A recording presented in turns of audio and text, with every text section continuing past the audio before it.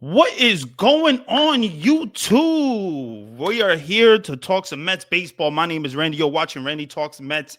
And wow, we got some news to get into recently. Obviously, with the trade, Brandon Nimmo for Marcus Semien. Now the Mets have a hole to fill when it comes to the outfield. You traded an outfielder. You got a second baseman, one of the best second basemen in the game defensively. But now you need a big bat, some type of big bat in the outfield, from left field, from center field. Who is that going to be?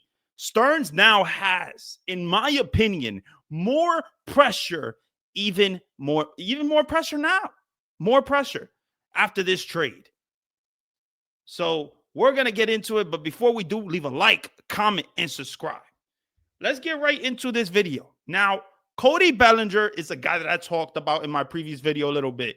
But this is a guy that is age 30, 272 batting average, 29 home runs, 98 RBIs. Cody Bellinger is going to have huge competition between the Mets and the Yankees.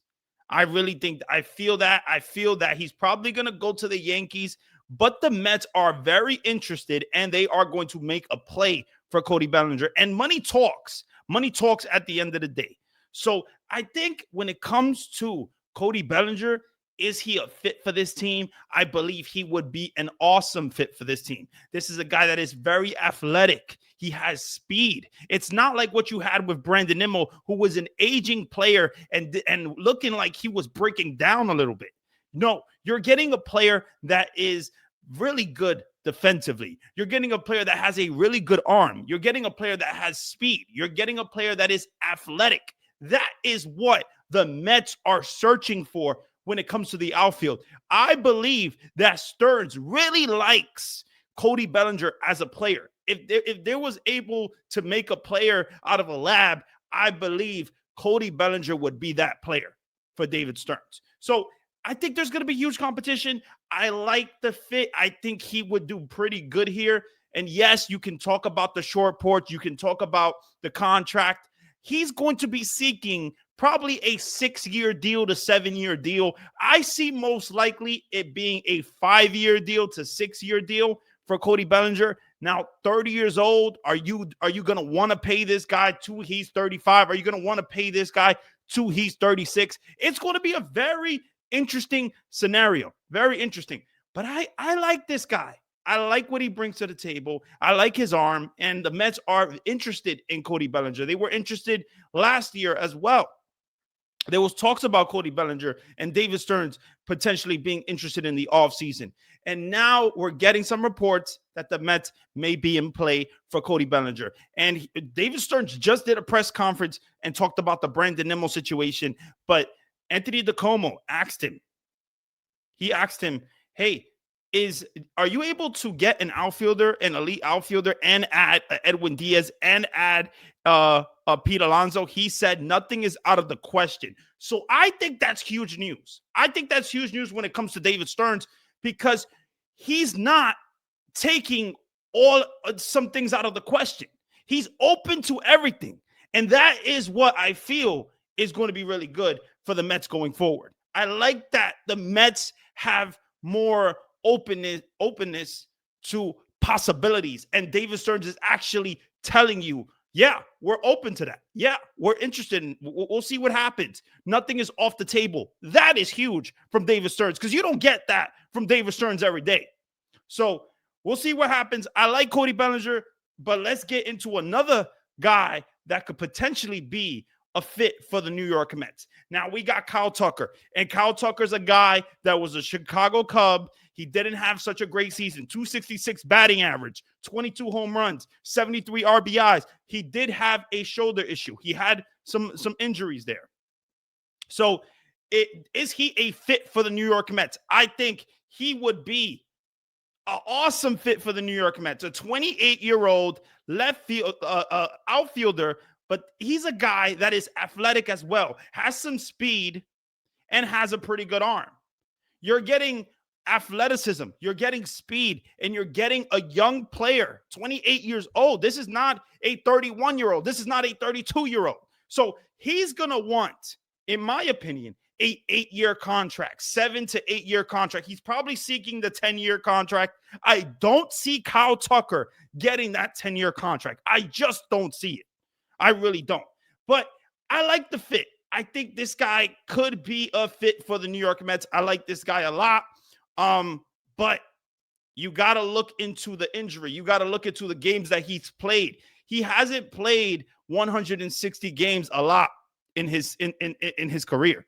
He's a guy that has had some injury issues in the past. So it makes sense. I get it why some Met fans and baseball fans would be concerned with Kyle Tucker and giving him that type of contract. And maybe David Stearns doesn't want to go that route with the New York Mets. He likes Carson Bench, but he's going to have to add an elite outfielder bat.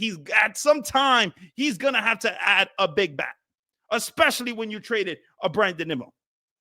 But the 266 batting average, before the injury, Kyle Tucker was absolutely killing it.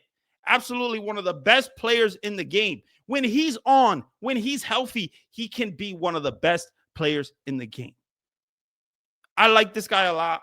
I think realistically, maybe it's not the perfect fit, but I think if they can make it work, if you can put Kyle Tucker and Juan Soto on the same team, I mean, you're talking about superstardom. You're talking about an elite outfielders, man. This is you're talking about elite bats.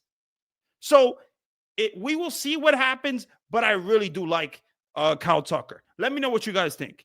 And then we got to get into this guy. Now, Fernando Tatis Jr. I know that the Padres have said that they do not want to trade him, but there's been talks. We are hearing some rumblings about the ownership, and they could possibly sell the team.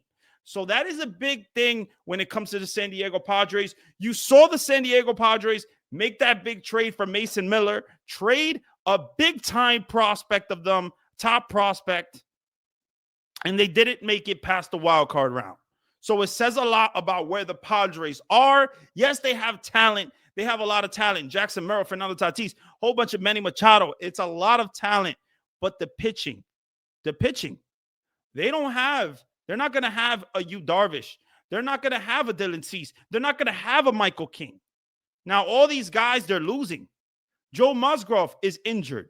This is big when it comes to the Padres. Do the Padres want to win next year? I don't know. Do the Padres want to sell the team? They have had some issues with ownership. So it's going to be very interesting to see what happens. But I think if the Mets, if it becomes available for the Mets should be very interested in Fernando Tatis Jr. Fernando Tatis Jr. in 2025 had a 268 batting average, 25 home runs, and 71 RBIs. This is a guy that is overall another Gold Glover in 2025. Another Gold Glover. He is an amazing, amazing athlete. Has a plus arm, plus speed, plus range. There is not much wrong with Fernando Tatis Jr. You could talk about the steroids all you want. It is what it is. He's still playing in the MLB. You could talk about maybe he's a little hard-headed. Maybe his ego is a little too much. Okay, you can make that argument. But Juan Soto and Fernando Tatis Jr. are very close. They're very close friends. So if the Mets want to not just make Soto happy, but just in general, make this team better, you gotta go for Fernando Tatis Jr. And I believe a Carson Bench would be in the deal. I believe a Carson Bench, maybe a Brandon Sproat, a Ryan Clifford, a Jacob Reimer would be in the deal for Fernando Tatis Jr. And maybe that won't get it done. Maybe you need to add a Jonathan. Maybe you do. But it's going to be very interesting to see what happens. The point of this video is to tell you that the Mets have work to do.